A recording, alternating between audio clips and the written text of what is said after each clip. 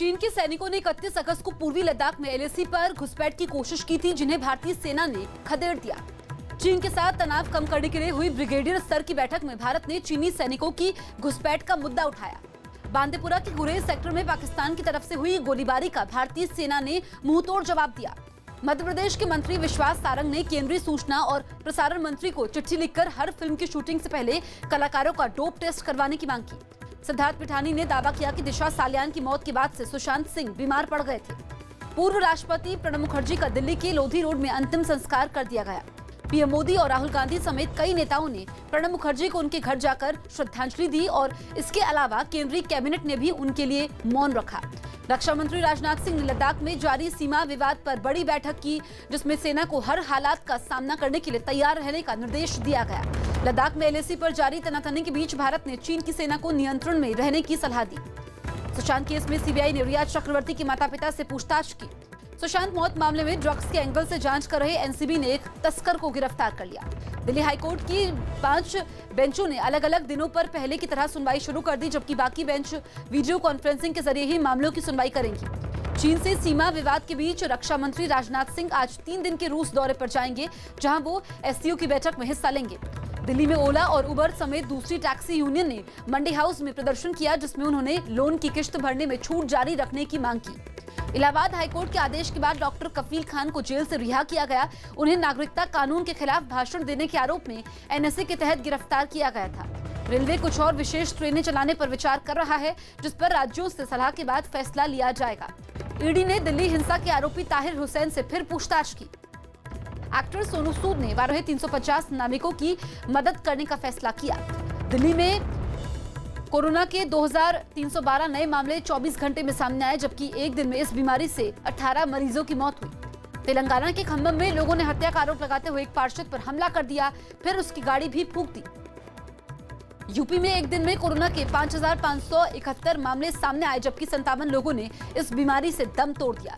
दिल्ली सरकार अनलॉक 4 से जुड़े दिशा निर्देशों पर आज बैठक करेगी, जिसमें मेट्रो चलाने पर फैसला होगा।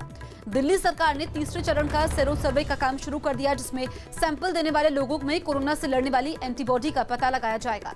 पंजाब सरकार ने अनलॉक 4 में भी शाम 7 बजे से सुबह 5 बजे तक कर्फ्यू जारी रखने का फैसला किया।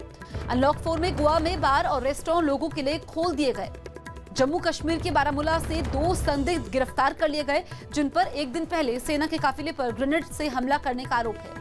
मध्य प्रदेश की सीधी लोकसभा सीट से बीजेपी सांसद वृत्ति पाठक कोरोना पॉजिटिव पाई गई। सुप्रीम कोर्ट ने प्रवासी मजदूरों पर हलफनामा दाखिल नहीं करने पर दिल्ली और महाराष्ट्र को फटकार लगाई। कोर्ट ने सभी राज्यों से कोरोना संकट में प्रवासी मजदूरों के लिए बनाई गई योजना की जानकारी मांगी थी। जम्मू कश्मीर के उपराज्यपाल मनोज सिन्हा श्रीनगर में हजरतबल दरगाह पहुंचे और शांति के लिए प्रार्थना की। केंद्रीय मंत्री रविशंकर प्रसाद ने फेसबुक के सीईओ मार्क जकरबर्ग को खत लिखा, जिसमें फेसबुक को निष्पक्ष होने की सलाह दी गई।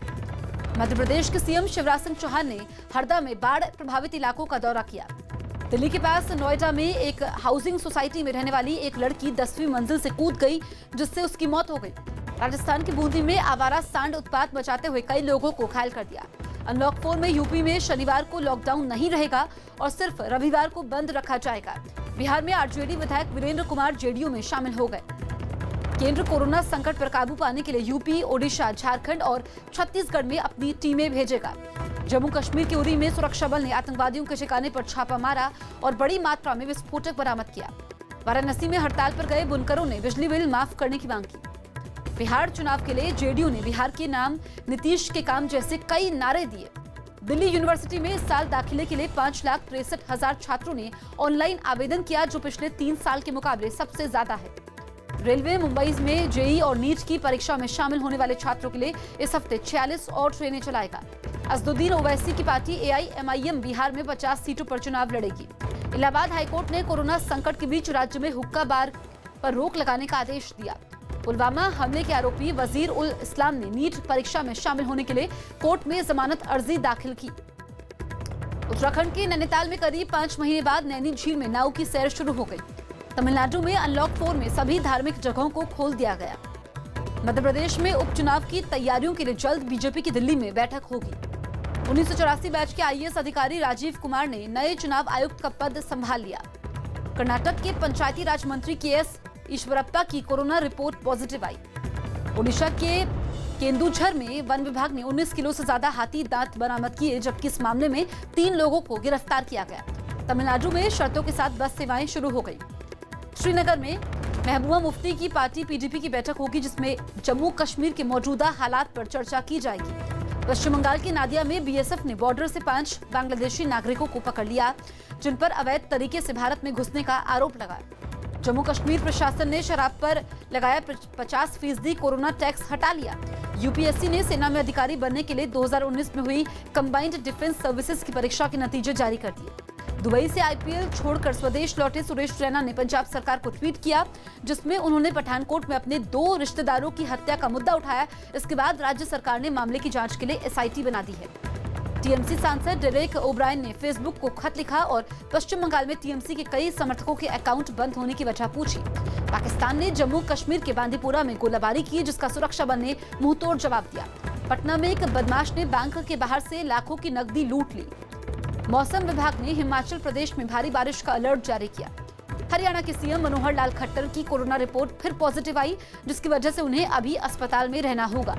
मध्य प्रदेश हाईकोर्ट ने कोरोना काल में निजी स्कूलों को सिर्फ ट्यूशन फीस लेने का आदेश दिया। सुप्रीम कोर्ट ने उज्जैन के महाकाल मंदिर में शिवलिंग को नुकसान से बचाने के लिए अहम फैसला सुनाया, जिसके तहत शिवलिंग पर दूध, दही और घी नहीं चढ़ाया जाएगा। भारत और रूस की नौसेनाएं बंगाल की खाड़ी में 4 और 5 दिसंबर को अभ्यास करेंगी। आगरा में ताजमहल और लाल किले को छोड़कर सभी स्मारक खोल दिए गए। रूस में कोरोना के खतरे के बीच नए नियमों के तहत सभी स्कूल दोबारा खोल दिए गए।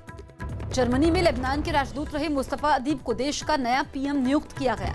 जापान में 14 सितंबर को सत्ता पर काबिज लिबरल डेमोक्रेटिक पार्टी की बैठक होगी, जिसमें नए पीएम का चुनाव होगा। ब्राजील के राष्ट्रपति जोहर बोल्सोनारो की किडनी में पथरी मिली, जिसके बाद उनका इस महीने ऑपरेशन होगा। अमेरिका ने दावा किया कि उनके कोरोना टीके का ट्रायल 3रे चरण में पहुंच गया है। सऊदी अरब के प्रिंस मोहम्मद बिन सलमान ने शाही परिवार के 2 सदस्यों समेत कई अधिकारियों को उनके पदों से हटा दिया, क्योंकि सभी पर रक्षा समझौतों में भ्रष्टाचार का आरोप लगा। ब्रिटेन में कोरोना के खतरे के बीच सभी स्कूल और कॉलेज दोबारा खोल दिए गए। अफगानिस्तान के पतिया प्रांत में तालिबान ने सेना के ठिकाने पर हमला किया, जिसमें 3 सैनिकों की मौत हुई, जबकि 5 घायल हो गए। दक्षिण अमेरिकी देश चिली के कई इलाकों में भूकंप के तेज झटके महसूस किए गए, जिसकी तीव्रता 6.8 मापी गई। नवाज शरीफ को इस्लामाबाद हाईकोर्ट ने 10 सितंबर तक सरेंडर करने का आदेश दिया। नेपाल सरकार ने माना कि 12 जिलों में कोरोना कम्युनिटी ट्रांसमिशन यानी एक दूसरे से ये बीमारी फैलनी शुरू हो गई। वित्त मंत्रालय के मुताबिक अगस्त में जीएसटी कलेक्शन 86,449 करोड़ रहा। दिल्ली में सोने की कीमत 418 रुपए बढ़कर 52,963 पर पहुंच गई। कोरोना संकट के बीच पिछले साल के मुकाबले इस साल जुलाई में हवाई यात्रियों की संख्या में करीब 80% की गिरावट दर्ज की गई। दुबई में दिल्ली कैपिटल्स के खिलाड़ियों ने आईपीएल 2020 के लिए अभ्यास शुरू कर दिया। खबर है कि आईपीएल में पहला मैच मुंबई इंडियंस और रॉयल चैलेंजर्स बेंगलुरु के बीच हो सकता है। दक्षिण अफ्रीका के क्रिकेटर फाफडू प्लेसी और कागिसो रबाडा आईपीएल के लिए यूएई पहुंच गए। सर्बिया की टेनिस खिलाड़ी नोवाक जोकोविच जीत के साथ यूएस ओपन के दूसरे दौर में पहुंच गए हैं। वीरेंद्र सहवाग और मिथुन मनहास जम्मू कश्मीर में क्रिकेट को बढ़ावा देने के लिए काम करेंगे, जिसके लिए उन्होंने केंद्रीय मंत्री जितेंद्र सिंह से मुलाकात की है। अमेरिकी टेनिस खिलाड़ी कोको गॉफ यूएस ओपन के पहले ही दौर में हारकर बाहर हो गए। गौतम गंभीर ने आईपीएल में महेंद्र सिंह धोनी को 3रे नंबर पर बल्लेबाजी करने की सलाह दी, क्योंकि वो काफी वक्त से क्रिकेट से दूर हैं। नोवाक जोकोविच ने टेनिस खिलाड़ियों की नई एसोसिएशन बनाई, जिसमें सुमित नागल और रोहन बोपन्ना भी शामिल हुए, लेकिन फेडरर और नडाल ने इसका विरोध किया। आईपीएल से रॉयल चैलेंजर्स के केन रिचर्डसन ने अपना नाम वापस ले लिया, जिसके बाद उनकी जगह पर अब ऑस्ट्रेलियाई स्पिनर एडम जैम्पा को टीम में शामिल किया गया। स्पेन के फुटबॉल खिलाड़ी डेविड सिल्वा की कोरोना रिपोर्ट पॉजिटिव आई। इंडियन सुपर लीग में हैदराबाद की टीम ने स्पेन के पूर्व फुटबॉल खिलाड़ी मैनुएल मार्केज को अपना नया मुख्य कोच बनाया। फ्रांस के फुटबॉल क्लब पीएसजी के 2 खिलाड़ियों की कोरोना रिपोर्ट पॉजिटिव आई। कोरोना पॉजिटिव पाए गए चेन्नई सुपर किंग्स के क्रिकेटर दीपक चाहर ने अब तबीयत बेहतर होने का दावा किया। खबर है कि बीसीसीआई ने आईपीएल में कोरोना टेस्ट करवाने के लिए 10 करोड़ का बजट रखा, जिसमें करीब 20,000 टेस्ट करवाए जाएंगे। विद्या बालन ने ट्वीट कर सुशांत केस में रिया पर सवाल खड़े करने वालों से पूछा कि क्या जब तक अपराध साबित नहीं हो जाता तब तक क्या वो निर्दोष नहीं है। हॉरर कॉमेडी फिल्म भूत पुलिस में सैफ अली खान और अर्जुन कपूर पहली बार साथ नजर आएंगे, जिसकी शूटिंग साल के आखिर में शुरू हो जाएगी। महाराष्ट्र के सीएम उद्धव ठाकरे ने अपने आवास पर गणपति विसर्जन किया। कोरोना से ठीक हुए अभिषेक बच्चन ने फिर से शूटिंग शुरू कर दी। चेन्नई के अस्पताल में कोरोना का इलाज करवा रहे गायक एसपी बालासुब्रमण्यम की तबीयत में पहले से काफी सुधार है और अब उन्होंने फिजियोथेरेपी लेनी शुरू कर दी है।